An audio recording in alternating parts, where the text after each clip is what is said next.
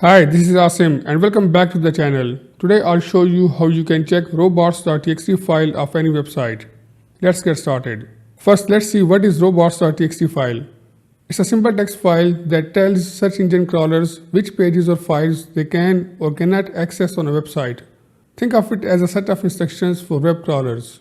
Now let's see how you can check robots.txt file of any website. Simply go to the website and after the domain name type / and then type robots.txt and then press enter. This will show you the robots.txt file of that website. Here you can see this.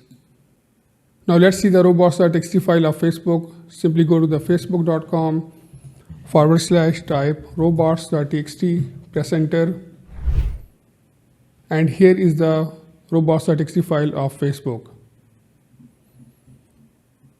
And similarly for LinkedIn, you can check their robots.txt file as well. So this is publicly available, anyone can watch it.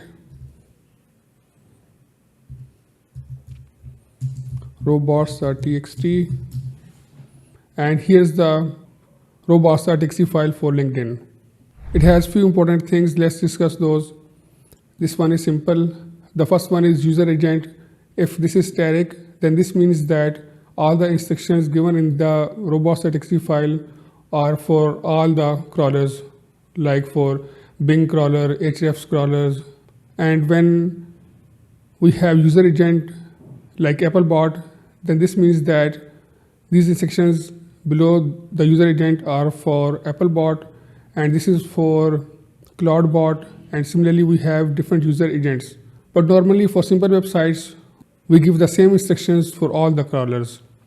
Facebook is complex, LinkedIn is also complex, so that's why they give different instructions to different crawlers. Then the next thing is what you want to disallow. So they have disallowed these three things, and Facebook has disallowed Applebot completely, CloudBot as well.